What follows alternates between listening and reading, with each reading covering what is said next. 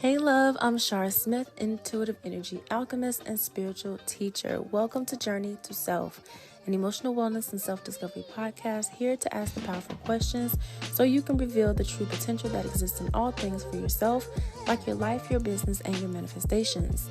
Journée To Self is your reliable resource for learning how to adapt and overcome. Each episode, we cover topics that allow you to hold space for yourself and pay attention to where your thoughts are building momentum.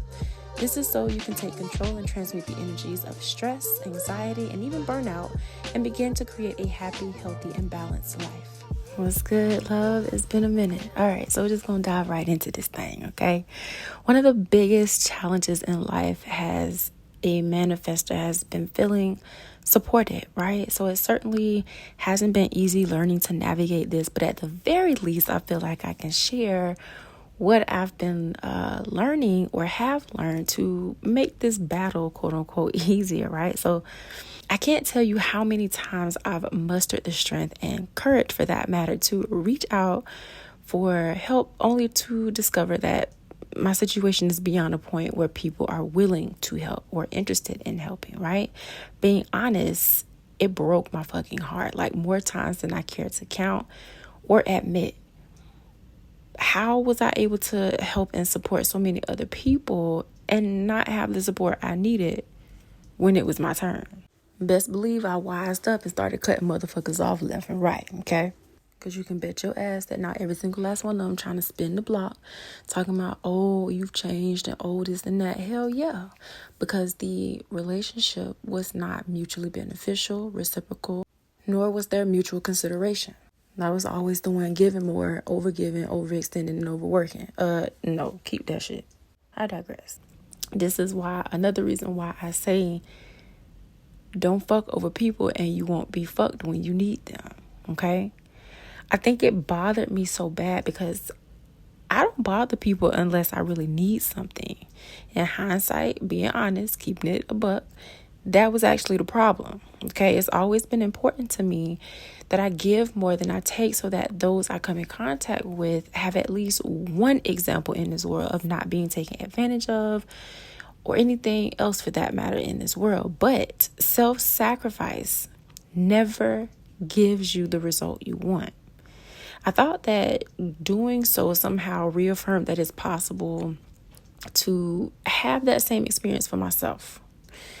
Like, I thought that if I do this, then maybe someone else has too. Or if I thought to do this, somebody else has too. And maybe our paths will cross when it counts the most, right? So it's kind of like that do good unto others type situation, right? Treat people how you want to be treated, etc., etc. But the thing is, it never happened. Not because the experience was impossible, but rather because I wasn't showing up to support myself. Again, self-sacrifice will never, ever give you the results that you want. When you ignore yourself, everyone else will too, in some capacity, degree, shape, form, fashion, or another. I've also learned that sometimes we feel unsupported because we have no clue of what the support that's there. This is coming from researching more about my undefined head and ajna center and human design. That's a story for another day. But my point is, we don't recognize the shape or form of the support because it looks different from what we have habitually learned and been taught to identify. So maybe you're not a manifestor human design type like I am. Maybe you just feel rejected, unseen, stuck, afraid to take a risk, or just downright alone in this world.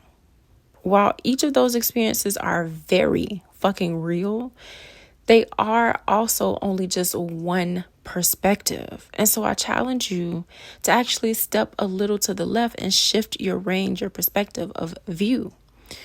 Something that helped me is starting with these particular questions to pull the support in that you need. So the first question is, what do you actually need support or help with? This is going to help you weed out the things you don't necessarily care about, as well as establish what takes priority specifically for you. You will also need to name the emotion that you feel overwhelmed by when asking for help so that you can identify the root problem. Okay? The next question I tend to ask myself is, what new place can I explore You see, going to new people, places, and things puts you in a new energetic exchange and environment, because that's all that's ever really happening. We're constantly in this experience of energetic exchange. This means access to new tools and resources that didn't exist in your familiar zone of comfort. The next question I ask myself is, what people, places, or things would you normally not consider, or would you normally dismiss? Listen to me good, Linda. Okay? Flip those fucking rocks over. Okay? Leave no stones unturned. Okay? Because a lot of the times the resources are there. It's not that they're not there and they're not available to you. In some instances, there are, especially if you're Black in America. We already know what comes with that. I digress, okay? But a lot of times it's not that the resources are not there. It's that you've been taught to identify certain people, places, and things as the only resources you have available to you, when that's not true. If you turn your head to the left and get out of tunnel vision, you'll see that there are other opportunities for energetic exchange to support you, your dreams, your goals, where you want to go, the types of relationships that you want to have, romantic, platonic, or otherwise. Like, whatever the thing is you have going on that you want to do, that you want to experience, blah, blah, blah. Like, you have options, okay? The whole idea or perspective or mindset shift here is that you have options. You just have been taught to ignore them. So if this is you and you're in a space of feeling unsupported, my Substack Mercury's Den is there to fill that gap. You can find the link to walk through this portal and subscribe to my Substack in the show notes below. Thanks so much for listening to Journey to Self, your number one resource for emotional wellness and self-discovery, helping you learn how to adapt and overcome. Scroll down, press play, and meet me in the next episode. Bye, love.